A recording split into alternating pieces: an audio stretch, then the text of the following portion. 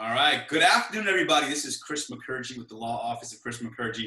I'm stoked today. I am super excited to have my friend, my colleague, Dan Fulkerson of the Law Firm Batta Fulkerson on the show. Dan, what's up, man? What's going on? How are you guys? Good, good. So real quickly about Dan. So Dan Fulkerson is a phenomenal attorney. He's one of the partners at Batta Fulkerson. And if you live in San Diego and you have not heard of Dan Fulkerson, or if you've not heard of Batta Fulkerson, then you got to come out of your cave. Because essentially, they are known as the Bulldog attorneys. They have Bulldogs all over the place. I live in suburbia, and I see Ubers driving around with Bulldogs all over. As you can see, he's got one of his dogs in his hand right now. So Dan is just an amazing human being. And one of the reasons I have Dan on the show today is because, again, with everything going around with COVID and businesses struggling and young attorneys coming out of law school that are having their job offers rescinded or have no other opportunities available to them, I want you to know that there's possibilities out there. I want you to know that there's things you can do out there to get your practice up and running, to make money, to be successful, and utilize this economy to grow, right? I graduated law school in 2012. Dan graduated in 2011. That was considered to be one of the worst economies back then, growing at that point. And I started my practice the day I graduated, pretty much. Dan started his practice maybe a year later. He merged with Paul Batta and started his practice. And I saw him grow, and I reached out to Dan and I said, Dan, what can I do to grow my practice even further? And he was an open book. I've mentored young lawyers, Dan's mentored young lawyers, and I can't think of a better person to be on the show to give young lawyers advice and business owners in general on how to grow in this economy. So Dan, welcome, my friend. It's great to be here, man. I love that you're doing this. I think it's an extremely important topic. And, you know, even regardless of pandemic, shutdown, 2020, craziness, COVID, it's an important thing for young attorneys to be discussing and looking at and educating themselves on as well. And so few people do, and everyone would be better off if they did. So I love that I'm here. Man, once again, Dan, thank you so much. Let me, right off the bat, you are in the middle of moving into a new building, and I think you're going to be moving there by next month, right? You have been a man of vision. Everything you say, you act upon it. And I still remember when you told everybody, I'm going to buy this building, and you bought that building, and now you're moving into that building to start to grow your practice. Tell me about when you started Batta Fulkerson, the first day. What was your mentality? What was going through your mind?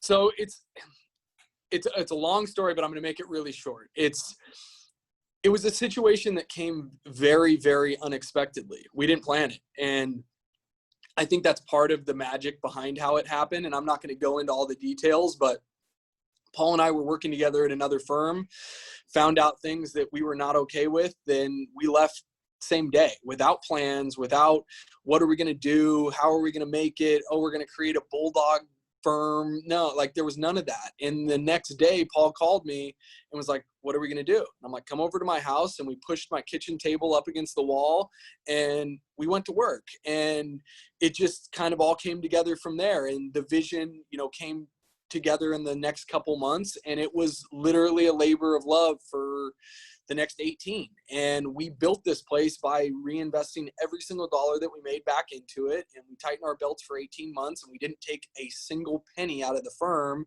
to the point where Paul called. I remember he came into my office like 16 months in, and we're still at like barrister suite, still like sharing offices and doing all that and just tighten belt. And he's like, I'm going to start driving for Uber and Lyft. I don't have any money. I can't live. I don't have any money to survive.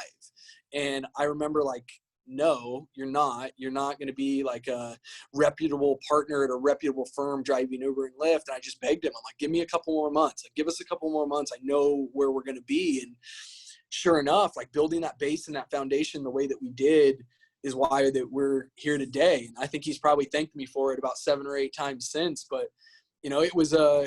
it was a grind, as you know, and as any attorney that has started their own firm knows. It's the most exciting and the scariest thing that you will ever do.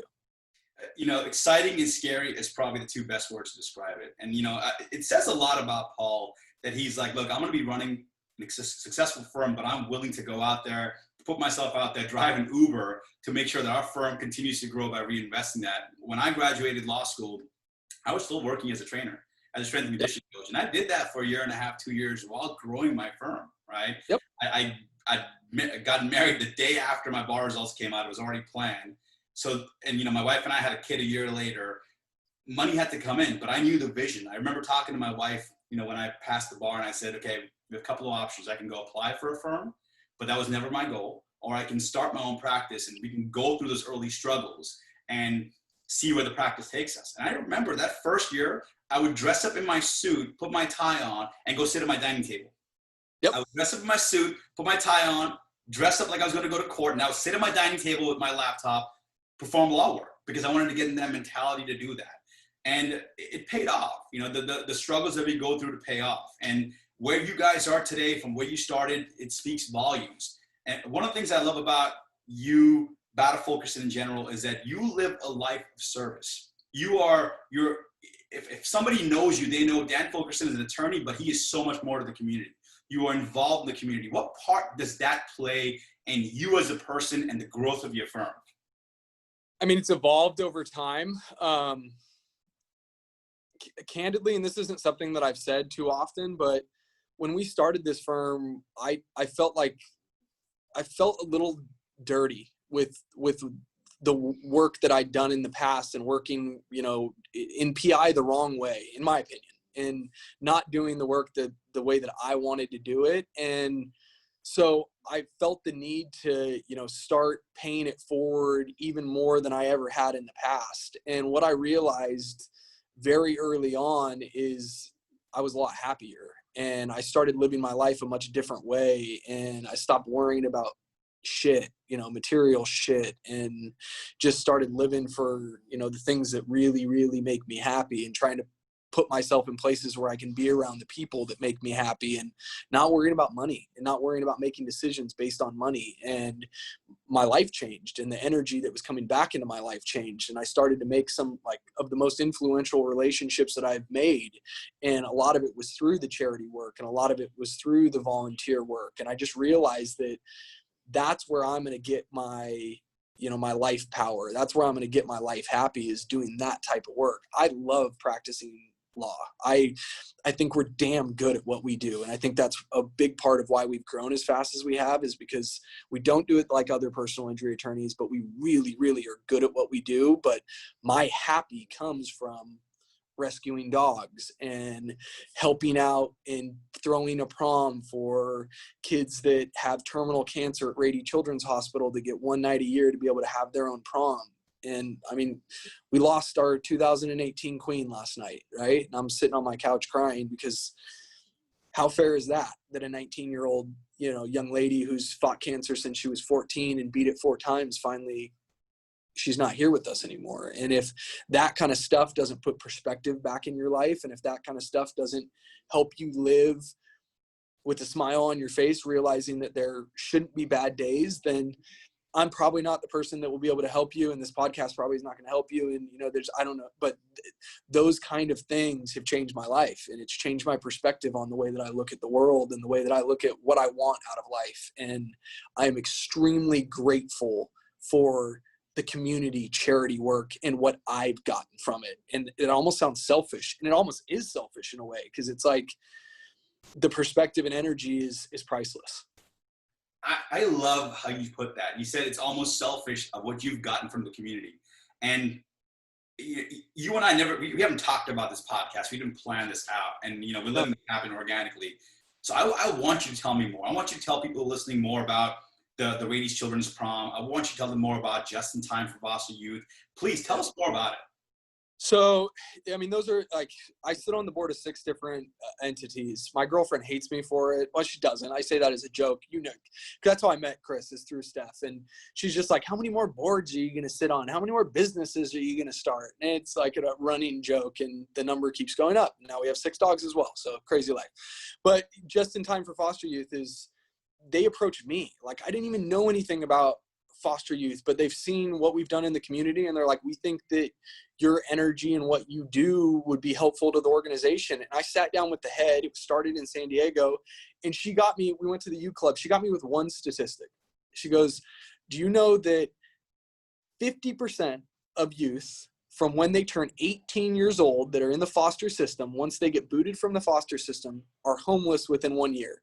And I'm like, there's no way. Like that's a bullshit stat. There's no way. She's like, I'm telling you, 50% are homeless within 1 year of turning 18 and being booted out of the foster system. And I went and did my research, and sure enough, it's 1,000% legitimate. And to me, that was just, it was mind-boggling, because how can we sit here in San Diego where we know we have a homeless crisis and we know we have a homeless problem, and yet we know a huge root of it, and we know a place that we could put our focus to crush that problem before it was ever a problem, and we're not doing anything.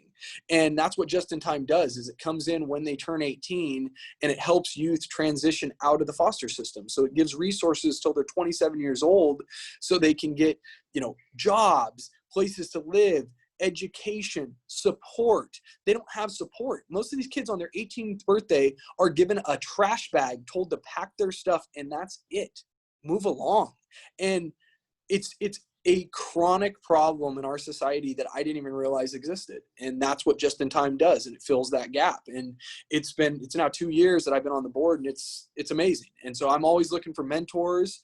If anyone's watching this that would like to be a mentor, we need great mentors. We need great people to help give their perspective to these youth, because it's not like you're like pulling teeth. These youth want help. Like they're there to get perspective. They're there to gain knowledge. I've never seen such, thirst for help. And so anyone that's listening to this, reach out to me on any of these things. Rescue Love Bulldogs.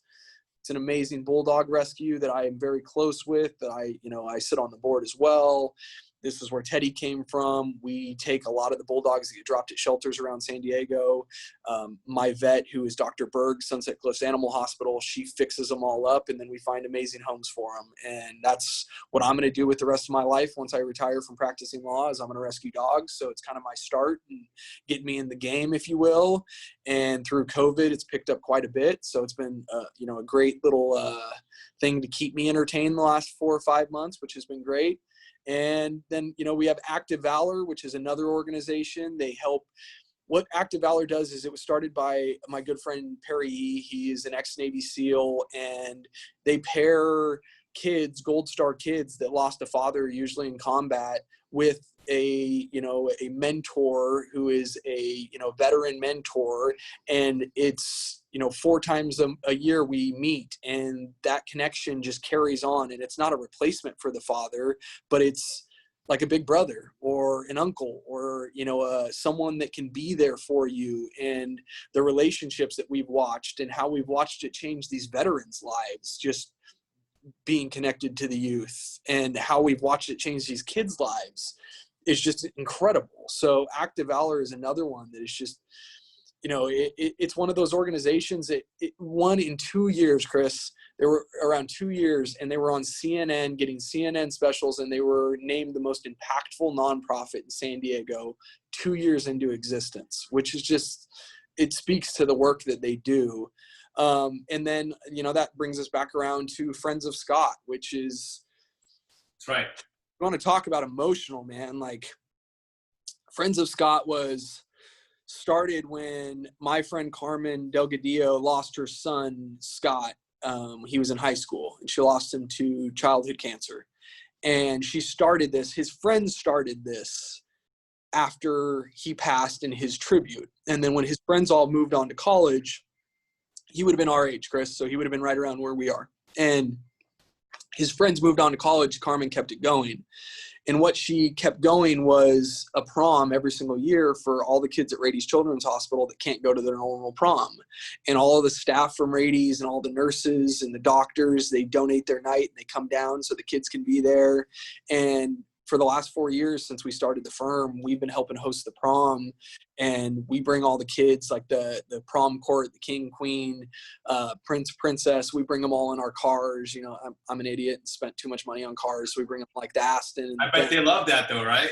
They love it. Like it's a night they will never forget. And so we drop them off on the red carpet, and they get a night, and then we take them home at the end of the night, and they get a night where they get to just be kids, and they get to be around other kids that are going through the same stuff. And it has been one of the most rewarding events that I've been a part of. And, you know, from my friend Aldo that I took, who was the king of the prom the first year that I went, I talk to Aldo on a regular basis now. You know, it's 4 years later and he's still a big part of my life, and his family's a big part of my life. Love those photos, man. Love your photos you post with him. It's fantastic.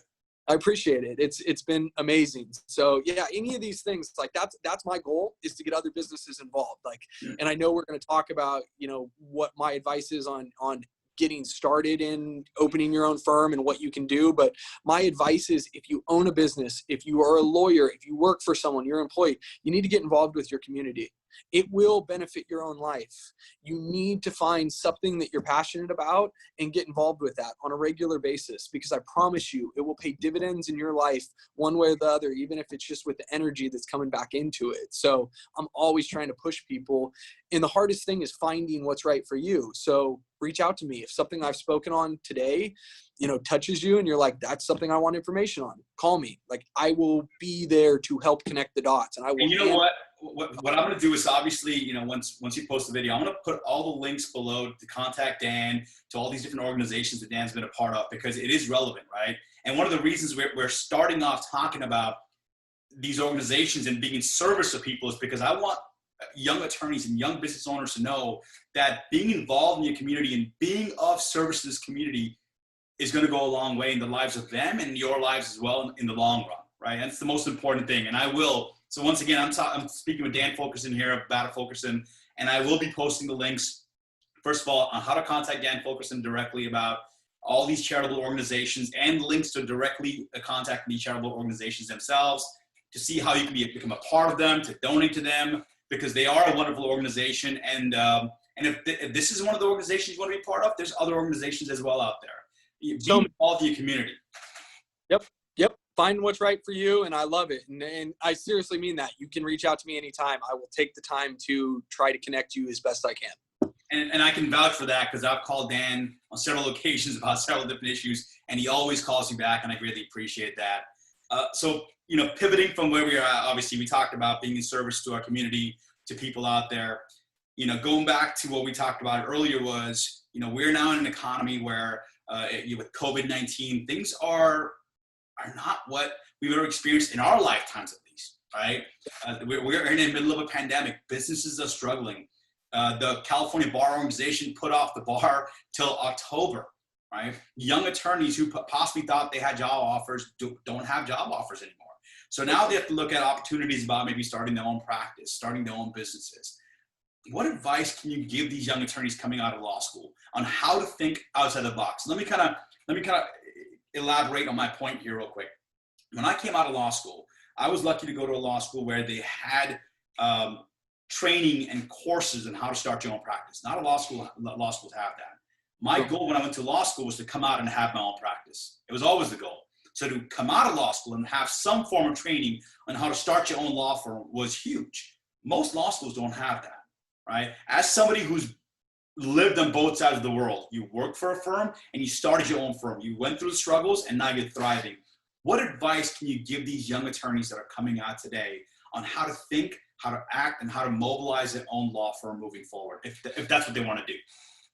Yeah, and I think that the first step is self-awareness, right? Like, you really have to take some time to break down, to know, like you did, that you want to open up your own firm, because being your own boss is not for everyone. Some people are more comfortable being an employee, or more comfortable in a different setting than being the owner or the operator. And I think you really do have to do some self-awareness to make sure that it's right for you, because a lot of people, it would just add too much extra stress on with stuff that they don't want to deal with, that it might not be the right fit. But if you have that, you know, desire, or if you think that it is something that would be something of interest to you, I think that a lot of people sell themselves short by thinking they couldn't open up their own firm. And I think right now you're going to have to look at that as an option. And I'll tell you, I met with a young guy this week, and, you know, he'd had plans to go to work for another firm, and they kind of pulled the offer with everything going on in the economy. So he started his own firm, and he was asking me, you know, I think he set up the meeting initially to ask, you know, hey, would there be opportunity at your office? And I sat with him and explained, with the economy and everything else, what I would do. And in his position right now, what I would do is I would start setting up my own firm, and I would start spending the next, year, 18 months educating myself, setting systems and processes in place, and figuring out exactly the practice areas that are going to be emerging. The thing that I think that young attorneys don't realize is we have an advantage, and the advantage is our youth, and the advantage is technology.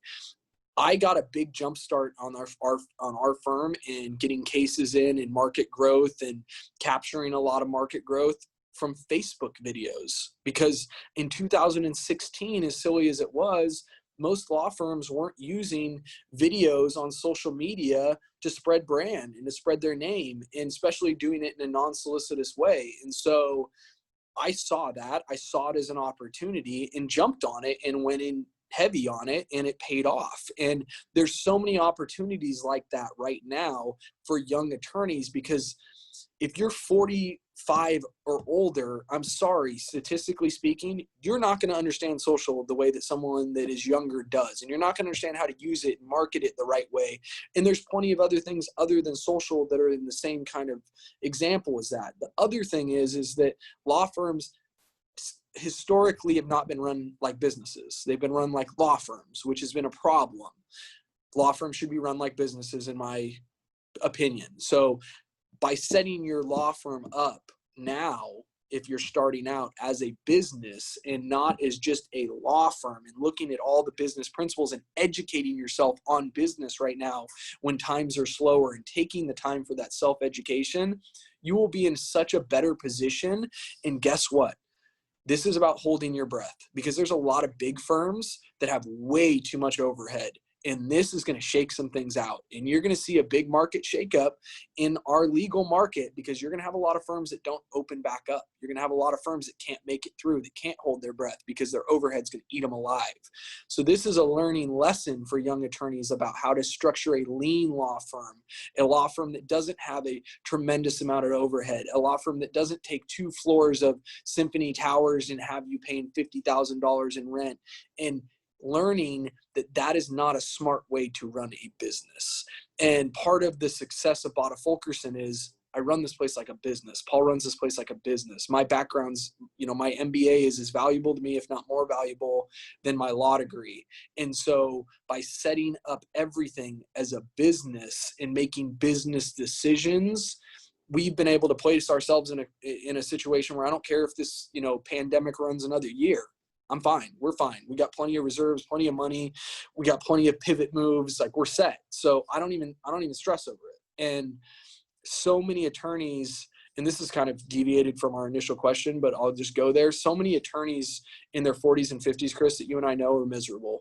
And our industry has such a depression rate and a drug abuse rate and alcohol rate. It's crazy. And a lot of that is stress. And the reason why is the way that a lot of attorneys set up their lives is stressful. Money should be used to mitigate stress. Money should be used to buy away stress. Don't continually, move forward with your life by adding stress as you add money to your life. And that's how we've set this place up, is that we've alleviated a lot of the stress that businesses have from those monetary pressures by not making stupid monetary decisions and by making business decisions. You just said something very beautiful, which is, money should be utilized to alleviate stress. It should be utilized to move that away. Not, you shouldn't be stressing in that position to get to that. That's why we see a lot of older attorneys, right? You see a lot of attorneys that are 40, in the late 50s, mid 50s, that are struggling with that. I've actually had conversations with older attorneys who've come to me and said, Kris, I'm thinking about leaving my practice, leaving the firm that I'm at, and starting my own practice. That's a whole different ballgame, right? It's a whole different ballgame when you have, kids that are maybe going to college, you have, mortgage, maybe 2 mortgages, and now you're thinking about leaving the firm you're at, start your own practice. Now it's a whole different ballgame versus, starting your practice at a time when you don't have the pressures of, having a kid going to college and multiple mortgages or whatever else you may be having at that time. So I think it's a very good point you make out there. But one of the reasons why I'm such a big fan of, people who want to start their own practices, because that model that attorneys have followed for years has to change. It's a problematic model. There's a reason why attorneys are so stressed. There's a reason why there's such a high divorce rate. There's a reason why people are getting sick. is because they're stuck in that model. And the problem is that in the law schools, they're only coached to believe that that's what you have to do. They're coached to believe that when you leave the law firm and you leave law school and go work for a big major law firm, that's success. And I disagree with that, right? That's success in the name of the law school, but not in your life.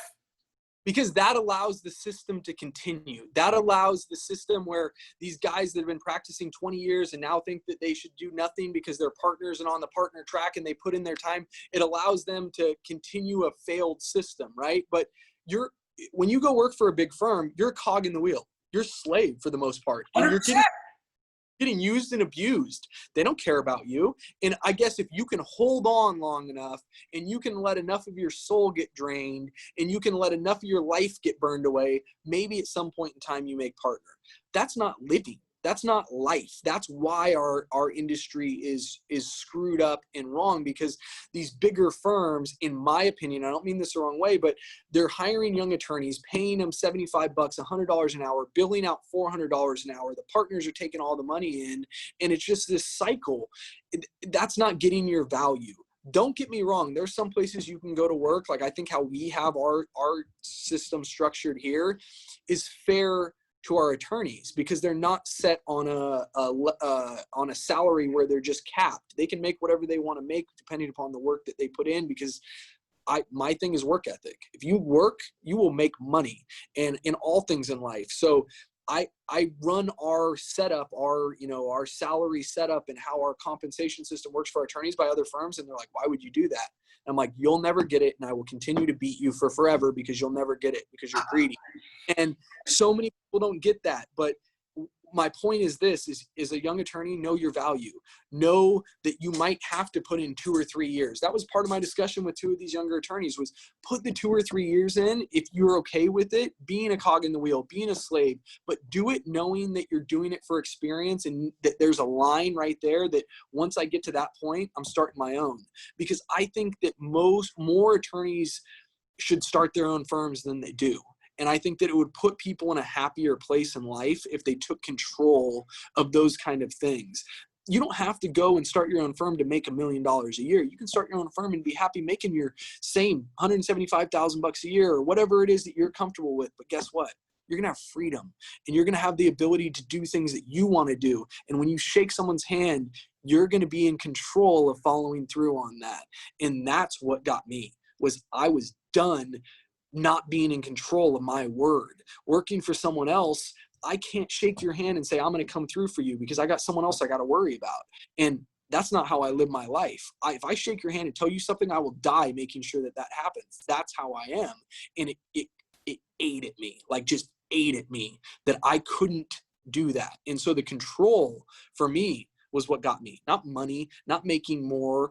It was my name. It was my, who I am in this world. That was what I need control over that. It was the freedom to be able to make the choices you want to make. Right. And yep. as a father, look, I have a 6-month-old daughter and I have a 5-year-old son. And I can tell you, through the life, through his last 5 years, I've been able to spend as much time with my son as I want. And if I want to take a Friday off and take him to a SeaWorld when SeaWorld was open, I was able to do that. If I want to take him to the beach, I can do that. And that's what I love about having my own practice, is the freedom to be able to control that and to be able to make the decisions I want to be able to make and come through with that, because I'm not answering to somebody above that. One of the things I'll say about your firm is I've met the attorneys at your firm and they love their life. They're happy, they're joyful, they love being where they are. And I don't think they'd ever look to be anywhere else. And that says a lot about you. But when we talk about these young attorneys coming out, there's a key aspect that you mentioned earlier, was treating the law firm as a business. And I always tell attorneys, when you start your own practice, you're wearing 3 different hats. You're the attorney, you're the business owner, right? And you're the person basically doing the marketing. You're bringing up the business as well. You're the rainmaker, you're the facilitator, you're the technician. But you have to understand that at the end of the day, you're running a business. And to run a business, your mentality has to be different than the technician who does motions for a law firm. You have to have a certain sense of hustle to do that, right? And like you said, having a business is not for everybody. But if you have a business and you don't have the desire to hustle, you're not going to have that. One of the things I did when I told you, when I used to put my suit on my first year as a lawyer, I put my suit on and I would sit at my dining table on my computer. And what I would do is I would literally, I would flip open the phone book or, go on Google and I would look up CPA or financial planners, and I would call them up. I would cold call a CPA and financial planner, and I would say, hey, let me take you to happy hour, coffee, lunch, dinner, because I wanted to meet them, because I wanted to introduce myself to them. And they would be shocked that an attorney was, quote unquote, cold calling them. But it wasn't. It was a networking call. And I said, let me take you out to happy hour, coffee, lunch, dinner. Let me take you to the U Club, wherever, right? Let me build this relationship. And all those contacts I made that first year, by that second year, that relationship was established. They were coming in. But I wasn't going to give that up overall, right? I remember I was 32 years old. I went to law school a lot later than most people do at 28. So when I came out, I was married. I was going to have a kid. There was an aspect of finding out what was my why. And it was very easy for me to identify that, right? And when I did that, that hustle just came automatically. So to those who are thinking about starting their own practice or any business, anything else, if you want to be in business and you don't have the desire for that hustle, there's going to be a problem. So going on the topic of hustle, nobody hustles more than you. How do you find that hustle? I mean, you just said it. It's, you got to find what you love. Like when I was in law school, I remember I was like, what's the job that I can do to not work weekends? Swear to God, like that was what went through my head. Like what practice area can I find where they're not going to ask me to come in on a Saturday, right? And then I went and worked for the U.S. Attorney's Office. I love the people there, but they put me on like a cannabis case, and I was just like, this is some stupid stuff. Like you're abiding by state law, and then you're going to come in and take people's lives over. Like I just couldn't do it. Went for a corporate firm, hated it. Just so much paperwork, no human interaction.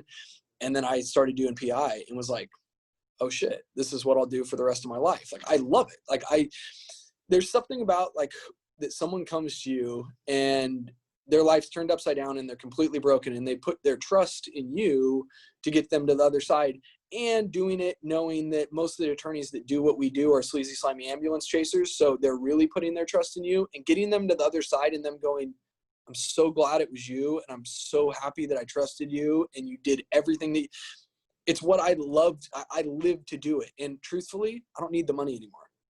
I do this work every single day, and I show up Saturdays and I show up Sundays, and every client gets my own personal cell phone and they can call me anytime. And I'm that guy because I love what I do. And it's funny. Like I had a client that we just settled this case. We settled this case for a lot of money, but he's like, you know why I hired you? I'm like, why? He's like, the first time when you answered your phone, when I called you, I'm like, what? No, when? He was like,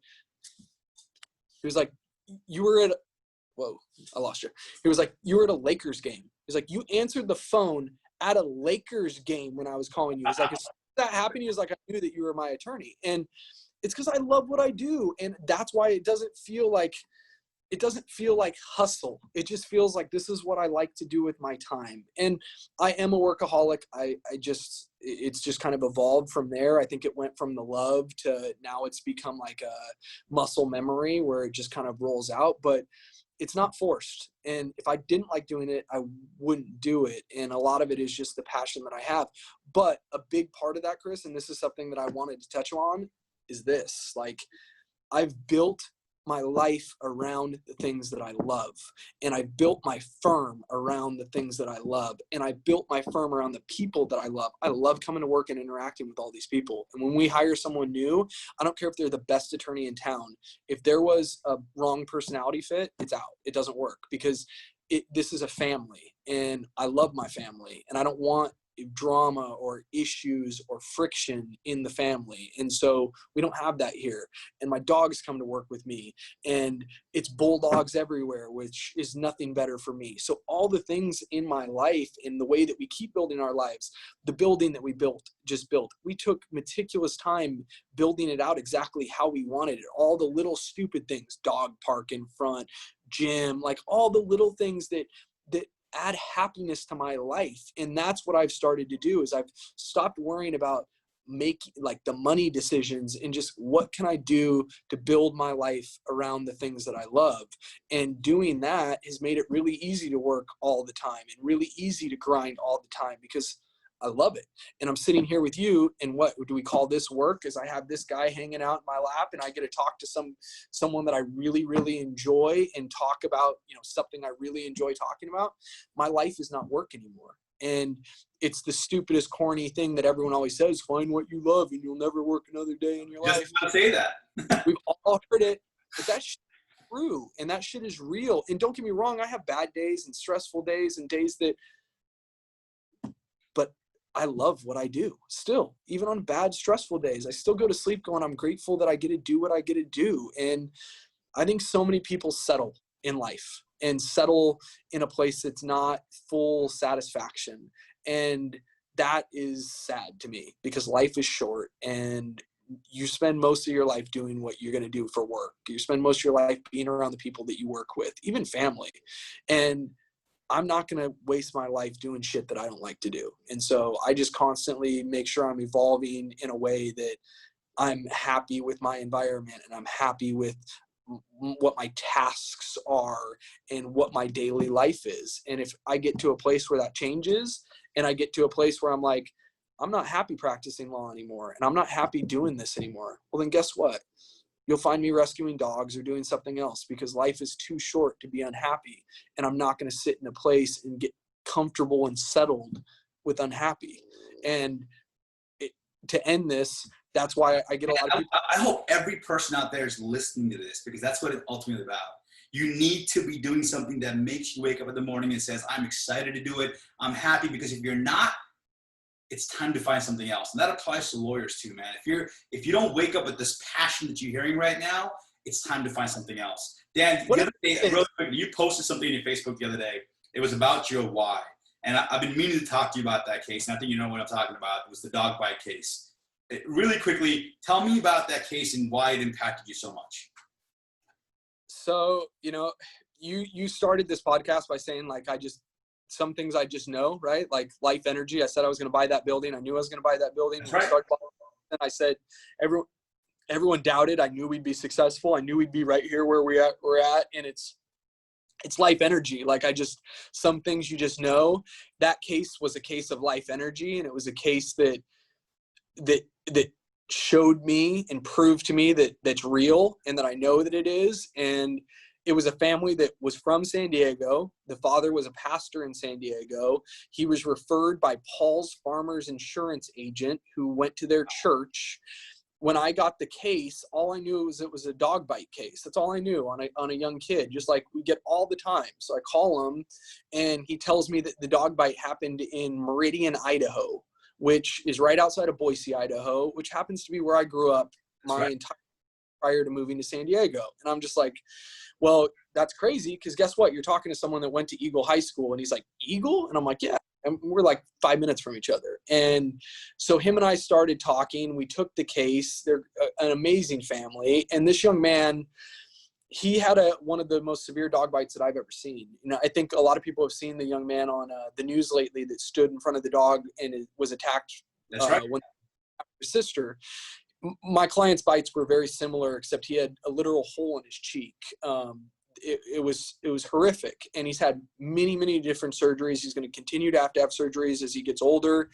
And this kid's a trooper, like just a badass little kid, just like hasn't even like hesitated, just keeps on going. And the parents are the most salt of the earth people you'll ever meet in your life. Just amazing, right? And so through the whole process, we're friends and we get to know each other, and we realize what they have in front of them. And Paul and I know what's coming. And there wasn't a ton, like there was a good sized policy, but it's not a ton of money considering what he's been through and what he's going to go through. And I couldn't feel right taking money on the case. Paul didn't feel right taking money on the case. So a couple years ago last year on Mother's Day, we called them and got them both on the phone, both the parents. And I was actually the one that had the honor to do it. And I let them know that we were waiving our fees and that we weren't going to take any fees on the case, and that they were going to get all the fees for them, for their kid. And, it was a lot of extra money for them and for their family. And they both broke down. I broke down and I'm crying on the phone. And the life energy is this. We're talking on like the next week after that call, and she brings up how much her kids love horses. Right. And I'm like, you guys should take your kids out to my mom's ranch, like right outside of town. She was like, I'm like, my mom would be happy to like show you around, teach the kids riding lessons. And that's all I say. I just float it, right? On Facebook that next Saturday, I see them at riding lessons at my mom's. Oh man. And I get screwed up on it now, because it's just like how that all like comes full circle, right? Like how life works that way. they're out at my mom's house every Saturday morning now. Like they're like good family friends now. And how that happens, like a referral from a farmer's insurance agent in San Diego. And like, that's what I mean by the relationships of life. That no matter how much money I would have made on the case, this situation has added more happiness to my life than any amount of money could. Man, when I saw that, I was like, I had to talk to Dan about this. Dan, thank you so much for all your time, man. But I can't let you go without asking you this. You always say, tell me about the last 5 books you read and the 5 people you hang out with the most, and I'll tell you where we've been in 5 years. That's your saying, and I've heard other people say it before. So tell me about the last 5 books that you've read. Whew. So Tell me about the 5 books that you recommend young business owners, young attorneys, people coming out right now that need that should read. I like that. So From a Life of Matter to a Life That Matters is an incredible book. It's basically focusing on the things that you're supposed to focus on. Don't focus on material bullshit. It changed my life. The book found me. So it's a great book. I also, marketing's my big thing. So I read a lot of marketing books. You know, any Gary Vee book is, I'm not a huge Gary Vee personality fan on social media, but his books are really, really smart, well-written, strategic marketing books that I think that a lot of people could get value from. Tribe of Mentors is a book that I carry around with me all the time. Tim Ferriss. There's just, you can pick up stuff from that book all the time. And then I just finished reading, I'm going to forget the name. I just finished reading it. Something Blood, and it's about the company up in Palo Alto that basically said that they created a blood test that was like an instantaneous blood test, and they've gotten investments from some of the biggest investors in the country, and it was a complete fraud, complete cover up. And it just goes to, you know, corporate greed and the money that flows through some of these, you know, digital companies up in the Bay Area and other places. And it was incredible. I'll find the name of it and I'll get it for you, but it's a great book. You would actually really enjoy it, Kris, from a business lawyer perspective.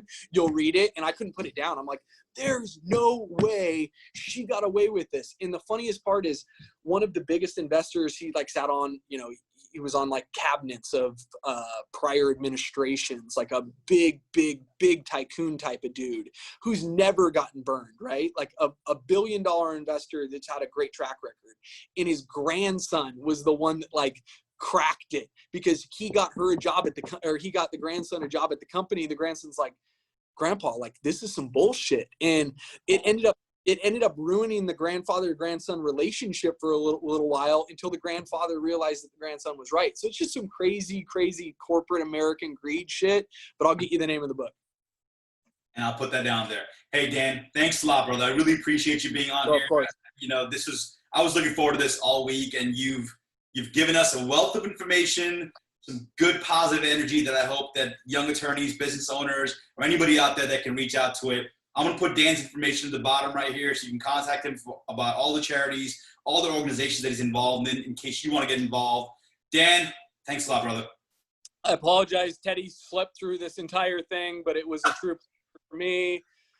Again, if anyone has any questions, reach out anytime. I'm always happy to help. Young attorneys, if you have any questions, people help Kris and I. So I'm here. Call my cell phone, shoot me an email. I'm happy to help point you in the right direction in any way I can. Everyone, be kind to each other. It's tough times right now. Help each other out. We'll get through this together. Be safe. I'm almost willing to bet that more people probably watch Teddy sleeping, and we'll probably put this video on mute and just watch him sleeping. They don't even want to listen to us. They're just like here for Teddy. They're just going to mute it and they're just going to watch Teddy. Bro, welcome to my life. I show up everywhere and they go, oh, thanks. I appreciate that. I know what that means now. Dan, thanks a lot, brother. Later, man. Have a good day.